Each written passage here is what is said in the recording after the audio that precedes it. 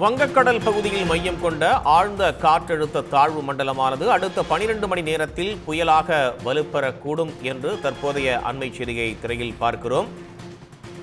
இன்று இரவுக்குள் புயலாக மாற இருக்கிறது.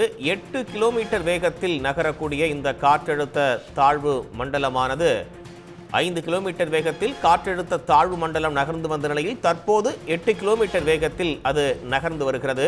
முன்பாக மணிக்கு 5 கிலோமீட்டர் வேகத்தில் தாழ்வு மண்டலம் நகர்ந்து கொண்டிருந்த நிலையில் அதனுடைய சுற்று வேகம் என்பது அதிகரித்திருக்கிறது. சென்னையிலிருந்து 720 கிலோமீட்டர் தொலைவில் இந்த புயல் சின்னமானது மையம் கொண்டிருக்கிறது. ஆந்திராவின் மசூலிப்பட்டினம் கலிங்கப்பட்டினம் இடையே நாளை மறுநாள் இந்த புயலானது கரையை கடக்கும் என்று எதிர்பார்க்கப்படுகிறது. மோந்தா புயல் தீவிர புயலாக கரையை கடக்கும் என்று இந்திய வானிலை ஆய்வு மையம் தெரிவித்திருக்கிறது.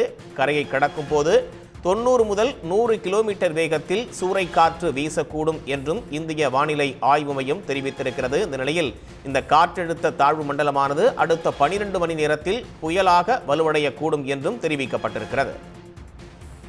உடனுக்குடன் செய்திகளை தெரிந்து கொள்ள சன் நியூஸ் பெல் ஐகானை கிளிக் பண்ணுங்க.